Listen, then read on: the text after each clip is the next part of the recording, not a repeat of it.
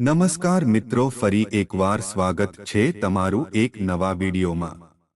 મિત્રો, આજે અમે તમને એક નવી કહાની જણાવવા જઈ રહ્યા છીએ। તમે જોયું હશે કે જે લોકો પાપનો સહારો લઈને પોતાનો જીવન વ્યતીત કરે છે, જુઠ્ઠું બોલીને, દગો આપીને, સીધા અને સજ્જન લોકોને મૂર્ખ બનાવીને ધન કમાય છે, તેવા લોકો વધારે ધનવાન અને આનંદમય જીવન પસાર કરતા જોવા મળે છે। જે લોકો લૂંટફાટ કરીને, બેઈમાની કરીને અને અસલી વસ્તુની જગ્યાએ નકલી વસ્તુ આપીને ધન કમાય છે, તે ઈમાનદાર લોકોની સરખામણીમાં વધારે સુખી જોવા મળે છે। જ્યારે બીજી બાજુ એક સામાન્ય જીવન જીવતો વ્યક્તિ આખી જિંદગી મહેનત કરીને મરી જાય છે, તે છતાં પણ તેની પાસે ધન ટકતું નથી। આવું કેમ બને છે? જે લોકો ધન કમાવા માટે કપટ અને હિંસાનો સહારો લે છે, તે લોકો વધુને વધુ સુખી કેમ રહે છે? મિત્રો, આ જ પ્રશ્ન એકવાર માતા પાર્વતીએ ભગવાન શિવને કર્યો હતો અને આ પ્રશ્નનો ભગવાન ભોલેનાથે શું જવાબ આપ્યો તે આપણે આજે એક માર્મિક કહાનીના માધ્યમથી સાંભળીએ। કહાની શરૂ કરતા પહેલા તમને વિનંતી છે કે આ વિડીયોના અંત સુધી સંભાળતા રહેજો અને વિડીયો પસંદ આવે તો લાઈક અને શેર કરજો।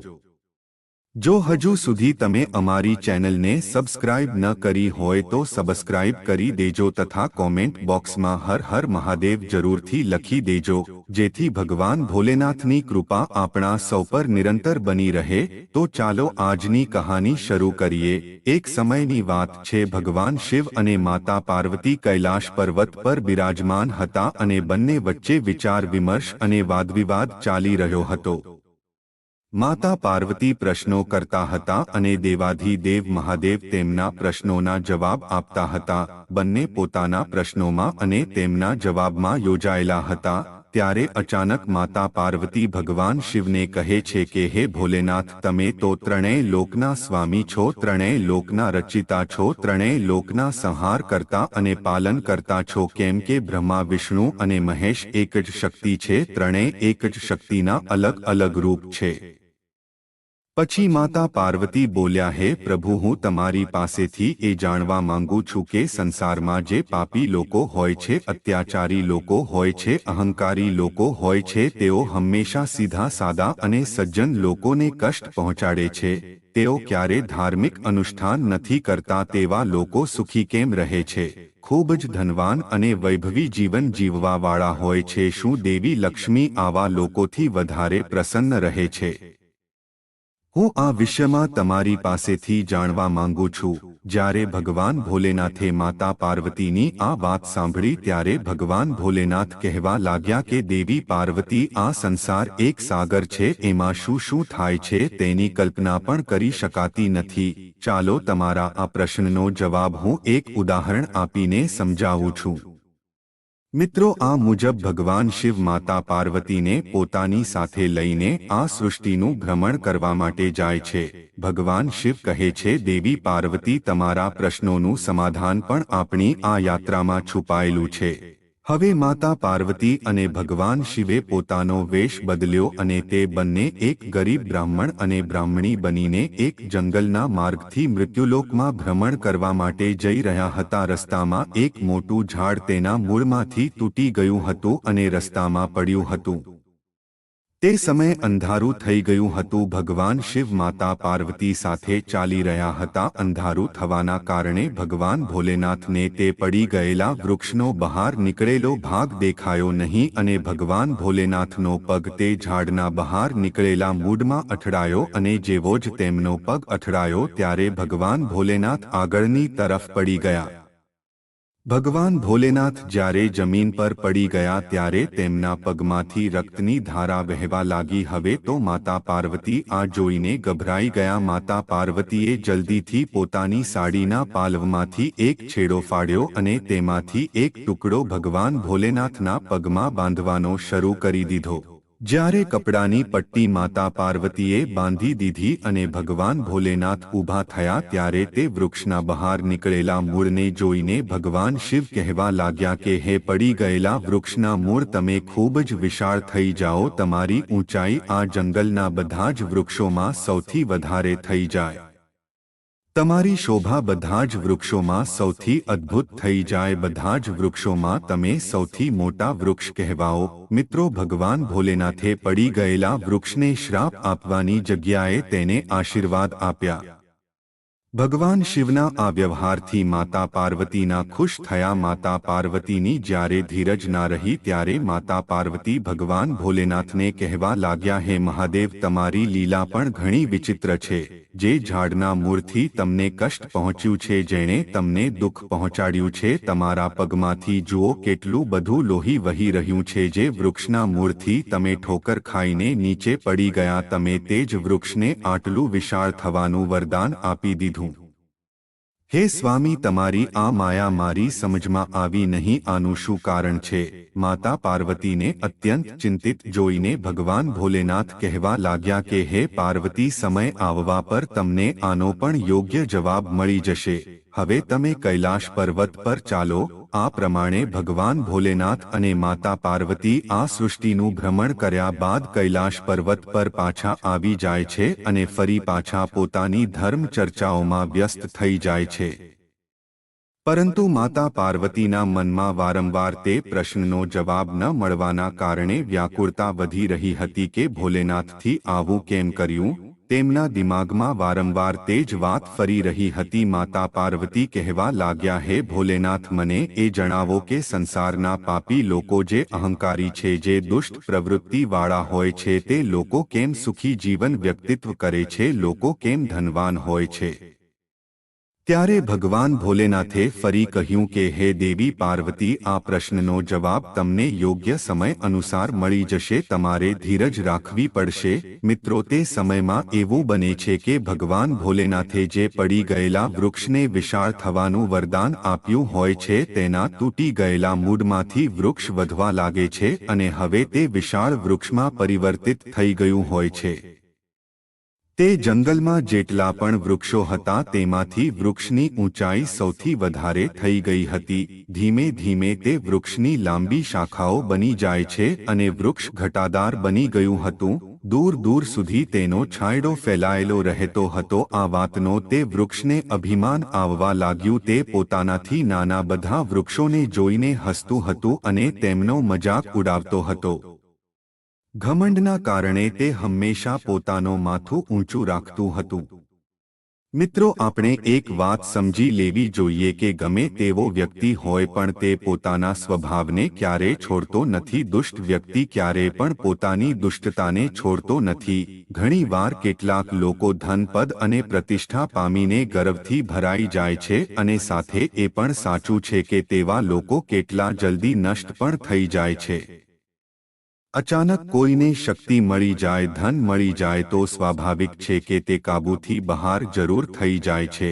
ઘણા ઓછા એવા બિરલા હોય છે કે જેને આ ધન, પદ, પ્રતિષ્ઠાનું અભિમાન આવતું નથી. મિત્રો, તે વૃક્ષના વિશાળ થયા બાદ અલગ અલગ પ્રકારના પક્ષીઓ તે વૃક્ષની લાંબી શાખાઓ પર પોતાનું ઘર બનાવવા માંગતા હતા.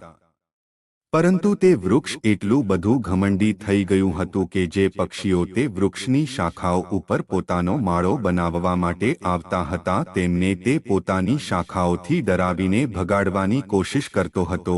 તે વૃક્ષ કહેતો કે આ પક્ષીઓ મારી બધી જ સુંદરતા નષ્ટ કરી દેશે, મારી શાખાઓ ઉપર માળાઓ બનાવશે અને મારી શાખાઓને ગંદી કરશે અને તેમના અહીં રહેવાથી હું દૂષિત થઈ જાય. તે વૃક્ષની મનાઈ કરવા છતાં પણ પક્ષીઓ તેની શાખાઓ ઉપર માળા બનાવીને રહેવા લાગે છે. ત્યારે તે વૃક્ષ પોતાની શાખાઓને નીચે પાડી દે છે અને પોતાના પાંદડાઓને પણ નીચે ખંખેરી નાખે છે. ઘણીવાર તો તે વૃક્ષે પક્ષીઓના ઈંડા અને નાના બચ્ચાઓને નીચે પાડી દીધા. આ વાતને લઈને બધા પક્ષીઓ ખૂબ જ દુઃખી થયા. તેઓ મનમાં ને મનમાં તે વૃક્ષને શ્રાપ આપતા હતા. આ દુષ્ટ અને અભિમાની વૃક્ષની આ બધી કરતૂત ભગવાન ભોલેનાથ પણ જોઈ રહ્યા હતા. ધીરે ધીરે જ્યારે વસંત ઋતુમાં આગમન થાય છે તે વૃક્ષ સંપૂર્ણ રીતે પોતાના બધા જ પાંદડા ખેરવીને નવી ડાળીઓ અને પાંદડાને ધારણ કરે છે. ત્યારે તમે જાણો છો કે વસંત ઋતુમાં બધા વૃક્ષ કેટલા સુંદર દેખાવા લાગે છે. પોતાને સુંદર જોઈને તે વૃક્ષનું અભિમાન સાતમા આસમાને પહોંચી ગયું, કેમ કે આખા જંગલમાં તે વૃક્ષથી સુંદર બીજું કોઈ વૃક્ષ નહોતું લાગી રહ્યું, કેમ કે ભગવાન ભોલેનાથે તેને વરદાન આપ્યું હતું. તેને સૌથી વિશાળ થવાનું વરદાન સ્વયં ભગવાન ભોલેનાથ જ આપ્યું હતું. મિત્રો, એક દિવસની વાત છે. જંગલમાં ખૂબ જ ભયંકર વાવાઝોડું આવે છે. વાવાઝોડાનો વેગ એટલો પ્રબળ હતો કે જંગલના બધા જ વૃક્ષો વિહીન થવા લાગ્યા, પરંતુ તે વિશાળ વૃક્ષ પોતાના ઘમંડની અંદર ઊભું હતું અને મુસ્કુરાવી રહ્યું હતું. તેનાથી નાના જેટલા પણ વૃક્ષો હતા તે બિચારા તો હળી મળીને ભેગા રહેતા હતા અને તે વિશાળ વૃક્ષ જંગલમાં એકલું ઊભું હતું. તેને પોતાના વિશાળ હોવા પર ખૂબ જ ઘમંડ હતું. હવે તેનો મોટો આકાર જ તેના માટે મુસીબત બની ગઈ. તે વેગીલા વાવાઝોડાથી પોતાને બચાવવા માટે અસમર્થ હતું અને તે જ થયું. તે ભયાનક વાવાઝોડાએ તે વિશાળ વૃક્ષને મૂળ સહિત પૃથ્વી પરથી ઉખાડીને ફેંકી દીધું અને ઓછામાં ઓછી 100 ક્વિન્ટલ માટી તેના મૂળની સાથે જમીનમાંથી બહાર આવી ગઈ. તે વિશાળ વૃક્ષ લગભગ 5 ફૂટ ખાડો ખોદીને જમીનની બહાર આવી ગયું. તેનો વિશાળ હોવું જ તેના વિનાશનું કારણ બની ગયું. મિત્રો, ભગવાન ભોલેનાથ અને માતા પાર્વતી તે જ સમયે તે જ માર્ગથી સૃષ્ટિનું ભ્રમણ કરવા માટે નીકળે છે. માતા પાર્વતીને તો ભગવાન ભોલેનાથ પાસેથી પોતાના પ્રશ્નોનો જવાબ જોઈતો હતો. એટલા માટે માતા પાર્વતીએ ભગવાન ભોલેનાથને કહ્યું કે ભોલેનાથ, મારી સમજમાં નથી આવી રહ્યું કે તમે મારા પ્રશ્નનો જવાબ ક્યારે આપશો. ત્યારે ભગવાન ભોલેનાથ કહેવા લાગ્યા કે હે દેવી પાર્વતી, ચાલો આજે આપણે મૃત્યુલોકનું ભ્રમણ કરવા માટે જઈએ. આટલી વાત કર્યા બાદ ભગવાન ભોલેનાથ અને માતા પાર્વતી જંગલના રસ્તાથી ભ્રમણ કરવા માટે ચાલી નીકળે છે. જે રસ્તામાં તે વિશાળ વૃક્ષ પોતાના મૂળ સહિત ઉખડીને નીચે પડ્યું હતું, તે જ સ્થાન પર ભગવાન ભોલેનાથ અને માતા પાર્વતી આવી પહોંચે છે. જ્યારે માતા પાર્વતીએ તે વૃક્ષને નીચે પડેલું જોયું ત્યારે તે ભગવાન ભોલેનાથને કહેવા લાગ્યા કે હે દેવ, તેઓ તમારી લીલા પણ કેટલી વિચિત્ર છે. જુઓ, આ કેટલું સુંદર વૃક્ષ છે કે વિશાળ વૃક્ષ છે. આખા જંગલમાં તેની સરખામણીનું એક પણ વૃક્ષ નથી. આ વૃક્ષ સૌથી વિશાળ અને સૌથી સુંદર છે. આનો છાંયડો કેટલો સુંદર હશે, કેમ કે આ સૌથી વધારે ઘટાદાર પણ છે. આ ભયંકર વાવાઝોડાએ તેની સાથે કેટલું ખરાબ કર્યું અને આ વૃક્ષને મૂળ સહિત કાઢીને ફેંકી દીધું. હે દેવ, જુઓને, આ મૂળથી જ નષ્ટ થઈ ગયું છે. આનું શું કારણ છે? હે પ્રભુ, આ સુંદર વૃક્ષને તમે આટલું ઓછું આયુષ્ય કેમ આપ્યું? આનું મૂળ સહિત કેમ નાશ કરી દીધું? ત્યારે ભગવાન ભોલેનાથ માતા પાર્વતીને કહે છે કે હે પાર્વતી, તમે પણ ખૂબ જ ભોળા છો. તમે ધ્યાનથી જુઓ, આજથી થોડા વર્ષો પહેલા આપણે ભ્રમણ કરવા માટે આવ્યા હતા અને તમને ખબર હશે કે આજ પડી ગયેલા વૃક્ષથી મને ઠોકર વાગી હતી અને મારા પગમાંથી ખૂબ જ લોહી વહી ગયું હતું અને હું આ ધરતી પર પડી ગયો હતો. આ તે જ વૃક્ષ છે અને આ તે જ તૂટી ગયેલા મૂળ છે. પરંતુ હે પાર્વતીજી, તે સમયે મેં આ વૃક્ષને જે વરદાન આપ્યા હતા, શું તે તમને ખબર છે? ત્યારે માતા પાર્વતી કહેવા લાગ્યા, હા પ્રભુ, મને ખૂબ જ સારી રીતે યાદ છે. તમે આ વૃક્ષને વિશાળ બનવાનું વરદાન આપ્યું હતું. તે વૃક્ષ અત્યાચારી અને અહંકારી હતું, એટલા માટે તેનો નાશ કરવો મારા માટે જરૂરી હતું. હે પાર્વતીજી, મેં એટલા માટે જ તે વૃક્ષને વિશાળ થવાનું વરદાન આપ્યું હતું. એટલા માટે જ મેં તેને કહ્યું હતું કે તું આ જંગલમાં સૌથી વિશાળ બની જાય. હે દેવી, જો આ વૃક્ષ વિશાળ બની ગયું, આ તે જ પડી ગયેલું વૃક્ષ છે અને આ બધા વૃક્ષોમાં સૌથી મોટું બની ગયું. તે છતાં પણ તેણે પોતાનો અહંકાર છોડ્યો નહીં અને તેના અહંકાર જ તેને આ સ્થિતિમાં પહોંચાડી દીધું છે. આ વૃક્ષ જંગલના બીજા બધા વૃક્ષોથી પોતાને મોટું સમજી રહ્યું હતું.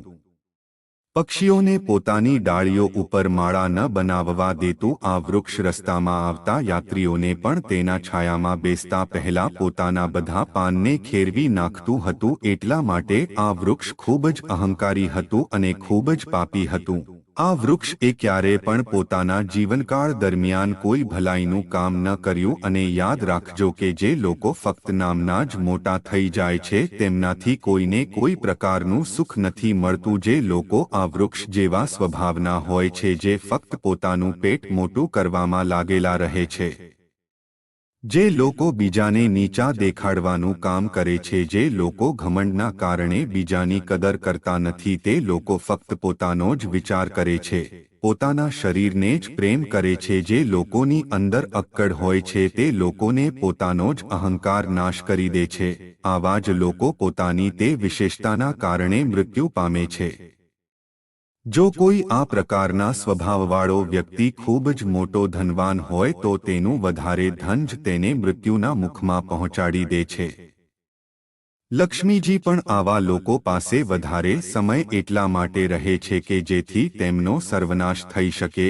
તમે જોયું હશે કે વધારે ધન હોવાના કારણે મનુષ્યમાં ઘણા પ્રકારના દોષ આવી જાય છે. કીડો જ્યારે મારવાનો હોય છે ત્યારે તેના શરીરમાં પાંખ ઉગી આવે છે. જમીન પર સરગવા વાળો કીડો પણ આકાશમાં ઉડવા લાગે છે. તે ઉડાન તેને વિનાશ તરફ લઈ જાય છે. કહેવાય છે કે મોટું થવું સરળ છે પરંતુ મોટા થઈને જીવવું તે ખૂબ જ કઠિન છે. ભગવાન ભોલેનાથ કહેવા લાગ્યા, હે દેવી, આ વૃક્ષ જ્યારે મૂળના રૂપમાં હતું ત્યારે તે સમયે પણ તેનામાં અક્કડ હતી. મને જોઈને પણ તે નમ્યું નહીં. જે નાની વિચારશ્રેણીવાળા લોકો હોય છે તેમનામાં મોટા થવા પર આ જ પ્રકારે અક્કડ આવી જાય છે. તે પોતાનાથી મોટા લોકોનું સન્માન કરવાનું ભૂલી જાય છે. તેમની અંદર નમ્રતાનો ભાવ રહેતો નથી. અને યાદ રાખજો, જે નમતા નથી તે બીજાને પણ નમાવી શકતા નથી. અક્કડની સાથે જે જીવે છે તે થોડા સમય માટે જીવિત રહી શકે છે. આ વાતને હું બીજા એક ઉદાહરણ દ્વારા સમજાવું છું. હે દેવી, જેવી રીતે મોંની અંદર જીભ અને દાંત હોય છે, જીભ જ્યારે મનુષ્ય જન્મ લે છે ત્યારે પણ હોય છે અને મૃત્યુ પામે છે ત્યારે પણ હોય છે, અને દાંત જન્મ થયાને ઘણા દિવસો પછી આવે છે અને મૃત્યુના ઘણા સમય પહેલા ઉખડી પણ જાય છે. બંનેમાં ફરક એટલો છે કે જીભની અંદર નમ્રતાનો ભાવ હોય છે, તે નમવાનું જાણે છે એટલા માટે તેનો આયુષ્ય લાંબુ હોય છે, જ્યારે દાંતોની અંદર ફક્ત અકળ રહેલી હોય છે એટલા માટે તે પાછળથી આવીને પણ પહેલા ચાલ્યા જાય છે. એવી જ રીતે જે મનુષ્યની અંદર અક્કડ હોય છે તેમનું જીવન પણ સમય કરતા પહેલા નષ્ટ થઈ જાય છે. ભગવાન ભોલેનાથ કહે છે, હે દેવી પાર્વતી, આ વૃક્ષના મૂળને ઉખાડવામાં મારે સહેજ પણ મહેનત કરવી પડી નહીં. આ વૃક્ષ મોટું થઈને પોતાની જાતે જ મૂળ સહિત ઉખડી ગયું. આવી જ રીતે જે દુષ્ટ પ્રકારના લોકો હોય છે તે થોડા સમય માટે ધનવાન બની જાય છે, થોડા સમય માટે સુખી થઈ જાય છે અને વૈભવશાળી બની જાય છે. પરંતુ જે સમયે હું તેમને ધર્મ પર ચાલવાની તક આપું છું તે સમયે જો તેના સુતર્યા તેમનામાં કોઈ પણ પ્રકારનો સુધારો આવ્યો નહીં તો હે દેવી પાર્વતી, જેવી રીતે આ વૃક્ષનો મૂળ સહિત નાશ થઈ ગયો તેવી જ રીતે તે પાપી મનુષ્યનો હું મૂળ સહિત વિનાશ કરી દઉં છું. હવે ભગવાન ભોલેનાથ દ્વારા આપવામાં આવેલો ઉપદેશ માતા પાર્વતીની સમજમાં આવી ગયા. માતા પાર્વતી કહેવા લાગ્યા, હે ભોલેનાથ, તમે તો ત્રણેય લોકના સ્વામી છો, તમે ધન્ય છો પ્રભુ, તમારી માયા ધન્ય છે. અમે તો તમારી આ માયાને સમજી શક્યા નહીં. મિત્રો, ભગવાન ભોલેનાથે માતા પાર્વતીજીને જણાવ્યું કે કેવી રીતે પાપી મનુષ્ય અંતમાં પોતાના મૂળ સહિત નાશ પામે છે. રાવણનું નામ પણ તમે સાંભળ્યું હશે. રાવણ કેટલો મોટો યોદ્ધા હતો, વિશ્વવિજેતા બની ગયો હતો. તેણે ત્રણેય લોકોને જીતી લીધા હતા. તે રાવણ પણ વધારે સમય સુધી જીવી ન શક્યો અને એક દિવસ તેનો મૃત્યુ થયું. કહેવાય છે કે તે રાવણના કુળમાં મંદોદરીને છોડીને બીજું કોઈ રડવા વાળું રહ્યું નહોતું.